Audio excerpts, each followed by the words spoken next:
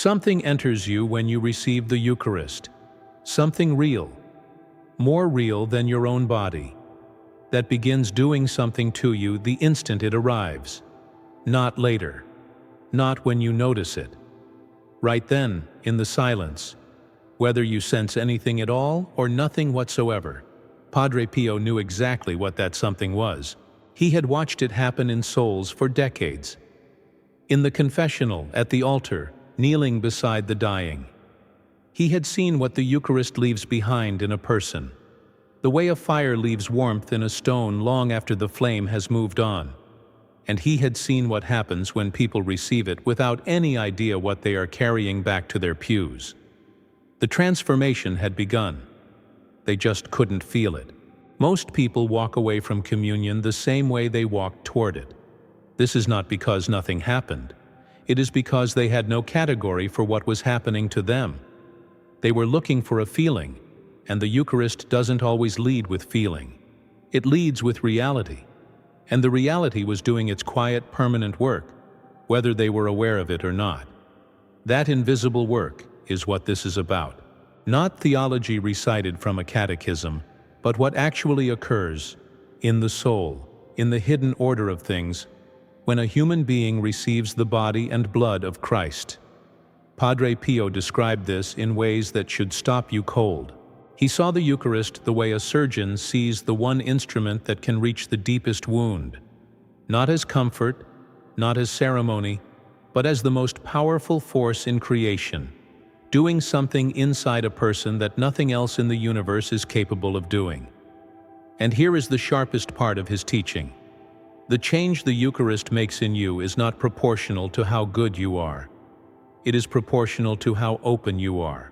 A broken soul, humbled and honest, standing in that communion line, carries something back to their pew that the proud and distracted soul never touches, even if both of them received the exact same host from the exact same hands. Padre Pio lived inside the Mass, not near it, not around it, inside it. In San Giovanni Rotondo, he said Mass every morning, and that Mass sometimes lasted 3 hours because he could not move through the rite without being stopped by what he was seeing. He wept at the consecration. He had to be steadied at the altar. Those who served his Mass remembered the sound it made, the way his voice changed when he reached the words of institution, as if he had stepped off the edge of everything visible into something with no floor. His spiritual sight was sharpest at the Eucharist. He saw what the host carried. He saw what it did in the souls that received it. And when he watched the people coming forward to the altar rail, he was not watching faces and clothing and worn boots on stone floors. He was watching something those people could not see about themselves. Picture the inside of that church in the early hours before dawn. The air cold, the light low, the sound of the bells still settling in the hills above the valley. A line of people already forming outside, people who had walked from other villages before sunrise, driven by something they couldn't fully name. Some had traveled for days. What Padre Pio saw when he looked at that line was not what anyone else saw. He saw souls, and the accounts of those who knew him suggest each soul appeared to his interior sight as a different degree of fire. Some burning strongly, some reduced to a coal, barely holding their heat. Some nearly cold, gray and still, faintly present but giving almost nothing off. And every single one of them was moving toward the altar, moving toward the one thing that could change what he was seeing. When the first soul received the host and returned to the pew, something happened that no one else in the church could perceive. The gray ember in that person, that exhausted, barely there flame, began to respond, not all at once, the way a fire responds to a slow, steady breath. First a brightening at the center, then a color change at the edges, then a spreading that moves outward from the core. The soul was being fed from somewhere inside itself, and what was feeding it was not emotion, not consolation, not the warmth of the candles or the beauty of the chant. It was a presence, actual, personal, specific, that had entered that person and was now doing the one thing only it could do, Padre Pio watched this happen morning after morning across years. He watched the Eucharist work, and he noticed, with a grief that never quite left him, that the work was not the same in every soul. That was the thing that struck him most deeply. He noticed something else too. Something about the quality of the fire in a soul after many years of faithful receiving, compared to the fire in a soul that had just come back to the sacrament after a long absence. The long absent soul sometimes had something the long faithful soul had quietly lost. A rawness, a desperation, a willingness to be changed that familiarity had smoothed away in the other. The prodigal coming home carries a hunger that the son who never left sometimes forgets is even possible to feel. Padre Pio loved both, but he watched the returning soul receive the Eucharist with something that looked, from where he stood, like the ground drinking in rain after a drought, absorbing everything, holding nothing back, grateful for what the regular rain sometimes made easy to take for granted. There is a word the Church uses for what the Eucharist gives: union. It sounds gentle. It is not gentle. Think of what happens when you push a seed into dry, hard earth, ground that hasn't been turned in a long season. The soil is compacted, dense. Whatever grew there before has long since disappeared. You press the seed in anyway, and then water comes. The water doesn't ask permission. It doesn't wait for the ground to feel ready or worthy or sufficiently prepared. It enters, and it begins to change the chemistry of the soil from the inside. Roots form that weren't there before. Slow, underground work that shows nothing on the surface for a long time. But something is happening that the surface cannot yet reveal. That is what the Eucharist does in a soul that receives it with even a minimal openness, with at least the desire to receive well, even when the feeling isn't there. Grace enters and begins its underground work. Padre Pio spoke of souls who had been receiving communion for years and felt completely unchanged, dry, distant, wondering if any of it was real. But when he looked at them, the interior was entirely different from what it had been a decade earlier. The change was real and deep and ongoing. The feeling was simply not the measure of the reality. The feeling is a gift. The transformation is the fact. But there was something else Padre Pio watched. Something harder to put into words, and harder still to receive without flinching. When a soul came to the altar, carrying the ordinary weight of unconfessed things, not grave sin that would make the communion spiritually damaging, but the quiet accumulation of small dishonesty, small pride, small coldness toward the people nearest to them, the Eucharist still entered. It still began its work, but the work looked different, less like planting a seed and more like turning on a lamp in a room that hasn't been cleaned in a very long time. The lamp does not hate what it finds. It simply shows what is there, and the soul, in the hours and days after receiving, would feel a discomfort it couldn't always name, a restlessness, an increased awareness of its own heaviness, a sense of something unresolved pressing in from the inside, as if a door somewhere in the interior had been left slightly open, and now there was a draft. People came to Padre Pio describing this feeling and calling it spiritual dryness or doubt, or a sign that God had pulled away. His response, as those who witnessed his counsel to penitents in those years remembered, was usually the opposite of what they expected. He told them the discomfort was not a sign that God had retreated. It was a sign that the Eucharist was doing precisely what it was supposed to do. It had brought light into the room. The soul could now see something it had been walking past for months without noticing. What the soul did next, whether it ran from the light or brought what had been found to confession, that was the choice it had to make. The Eucharist had already done its part. Padre Pio had a way of talking about what the Eucharist actually is that stripped away every comfortable abstraction and left you standing in front of something almost too large to hold in your mind. He did not speak of it as a symbol of Christ's presence. He did not speak of it as a beautiful remembrance of a past event. The Catholic tradition he had been formed in the tradition he lived with the intensity of a man who had been given eyes to see what others could only believe, held something far more unsettling, that at the moment of consecration, what was on that altar stopped being bread and wine in any meaningful sense. The substance changed. What remained was not a sign pointing toward Christ. It was Christ, fully, actually, personally present. The same Christ who walked through locked doors on Easter evening. The same body, the same blood. Padre Pio did not carry this as an idea. He carried it as an encounter he had every single morning. The friars who prepared for his Mass sometimes found him already in tears before the liturgy had begun, because he knew what was about to happen in that room, and the weight of it arrived before the rite did. When he elevated the host at the consecration, those who were close enough saw his hands shaking, not from weakness, from the knowledge of what he was holding.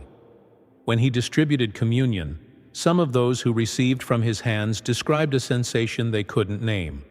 Not heat exactly, not what you would call emotion, something more like being, for one brief moment, completely and fully known, as if something in the instant of contact had seen all the way to the bottom of them. Some found this unbearable. Some found it more consoling than anything they had ever felt. The difference, Padre Pio suggested, lay in the state of the conscience they had brought with them to the altar rail.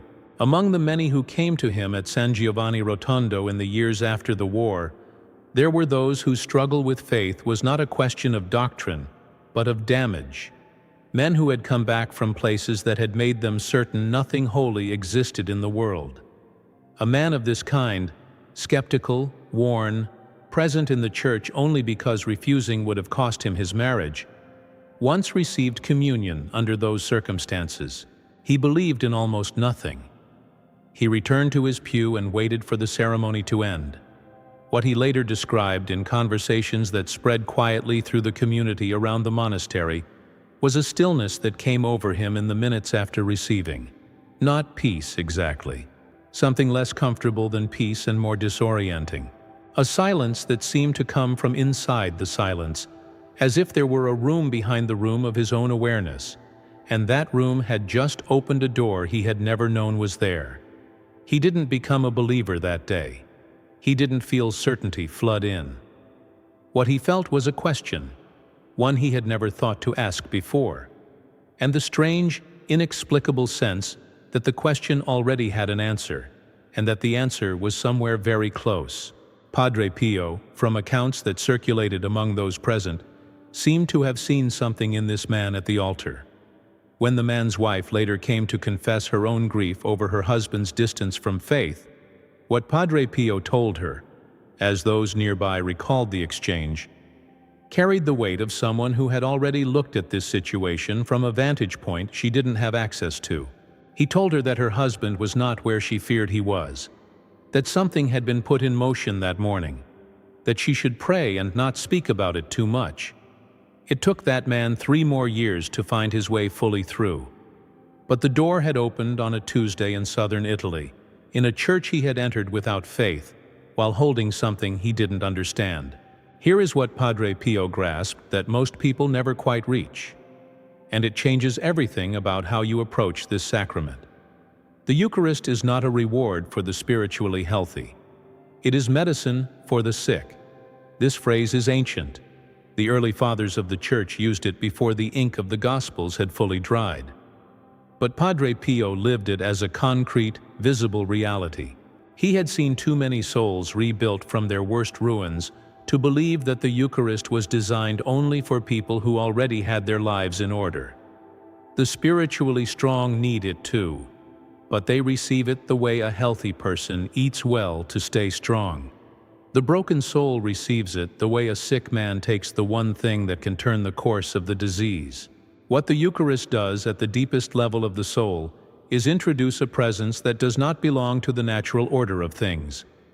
A human soul, left entirely to its own resources, tends inward, not from malice, from gravity. The natural motion of a soul without grace is circular, toward its own fears, its own needs, its own familiar wounds. It circles itself the way water circles a drain, and the circling feels like thinking, feels like processing, feels like life. But it only goes one direction. The Eucharist interrupts that motion. Something enters that is not the soul, not made of the same substance as the soul's ordinary experience, and it begins to reorient. The technical word for this gradual reorientation is sanctification. But when it is felt, and it is not always felt, the experience is less like a theological process and more like someone reaching gently into the center of your chest and slowly turning you to face a different direction, a direction you didn't know was there until you were facing it. Padre Pio understood this reorientation as the central work of the Christian life, not moral improvement through effort of will, not trying harder at virtue, but allowing the Eucharist to do, slowly, persistently, across years and decades of faithful reception, what only it can do: turn the soul from itself toward the one who made it, and keep turning it until the turning becomes its natural direction. He also understood that this work could be resisted, not blocked entirely. Grace is more persistent than any resistance a human soul can mount, but it can be slowed, diluted, received in a body that goes through every motion of communion while the interior remains tightly closed, the hands formally extended and the heart somewhere else entirely. He spoke of this not with contempt, but with a grief that those who lived alongside him described as one of the defining wounds of his spiritual life. He had seen what the Eucharist offered. He had also seen, morning after morning, how often people walked away from it carrying all of it unopened. There was a particular kind of person Padre Pio seemed to watch with the most concentrated sorrow at those morning masses, and it was not the sinner. It was not the broken or the fallen, or the one who had traveled from far away barely holding together. It was the person who had been receiving communion for 30 years and had slowly, without noticing it, allowed the sacrament to become ordinary, routine, a thing done rather than a thing received. He described this in the way those who heard him speak about the spiritual life remembered his words, as one of the quiet tragedies of the Christian life. The grace was there every single time. The door was open every single time, but the person had stopped walking through it. They were standing in the doorway, present but not entering, familiar with the threshold, but no longer astonished by what lay beyond it. Familiarity is not the same as closeness. You can be familiar with a fire and never let it warm you. Padre Pio believed that the antidote to this kind of spiritual routine was not more effort or more discipline. It was returning again and again to a simple and honest hunger.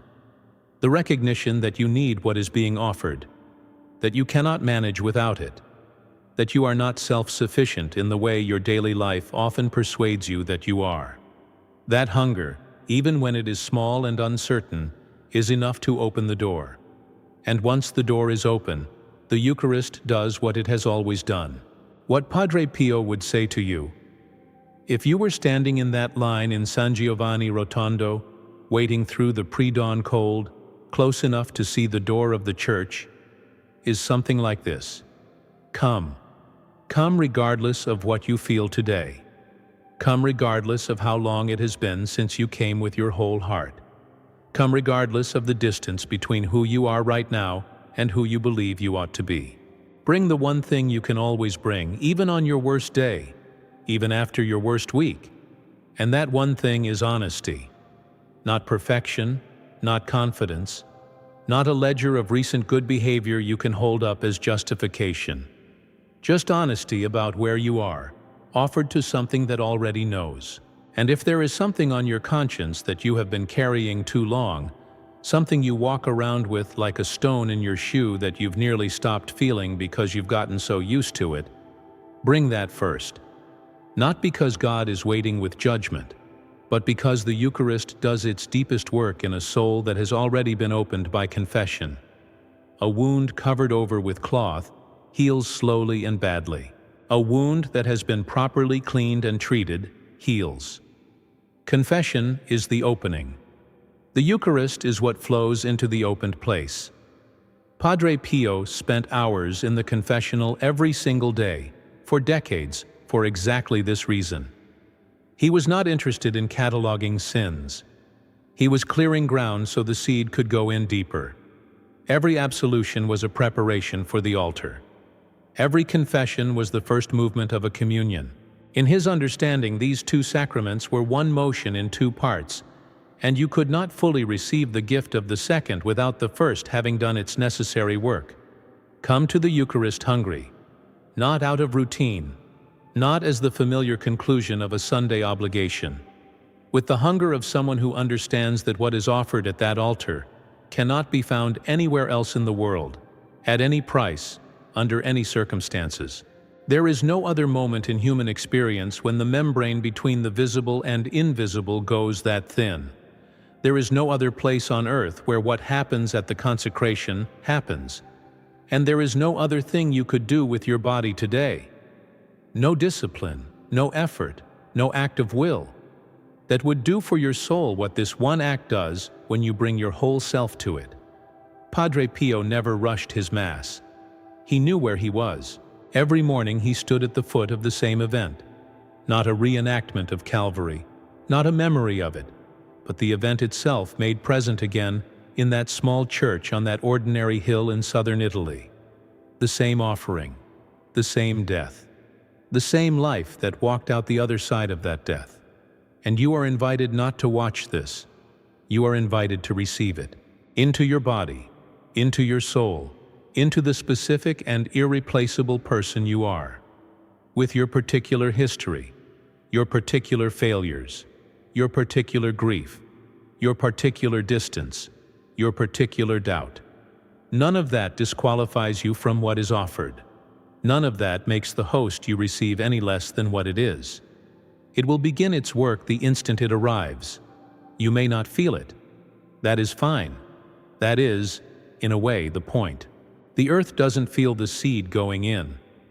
The stone doesn't feel the warmth accumulating inside it. What matters is that the ground is open, and the seed is real, and nothing that enters a soul in love ever returns without having done something. That cold morning in San Giovanni Rotondo, the church barely lit, the hills still dark outside, the line already stretching past the door, the sound of the last bell settling into the valley below. Padre Pio stood at the altar and looked out at the souls before him. Each one a different fire, each one carrying whatever the night had left them with. Farmers and soldiers and mothers and men who had lost the thread of faith somewhere in the years and hadn't yet found it again. He raised the host, and something moved in that room that no one could see but everyone, in some place below language, could feel. Something accepted the smallness of bread as the place where it would be.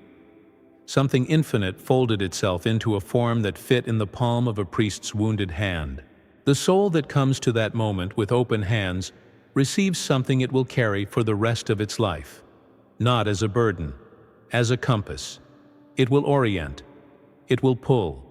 Quietly, patiently, with the certainty of something that has no deadline and no doubt about the direction it is moving. And years later, when that soul looks back and tries to find the moment things began to change, the morning the long turning started, the day the ground first softened, it will usually point to something ordinary. A church it had been in many times, a line it almost didn't join, a Tuesday morning when nothing felt different, a host placed on a tongue that had no idea it was about to become the hinge point of an entire life. What the Eucharist does to your soul is not loud. It is not dramatic. It does not announce itself or ask to be noticed. It simply enters and begins, with infinite patience and absolute precision, to make you into what you were always meant to be. One communion at a time, one open hand at a time, one ordinary morning at a time, until there are no more mornings left, and the transformation is complete. And what remains is everything the bread was always quietly carrying.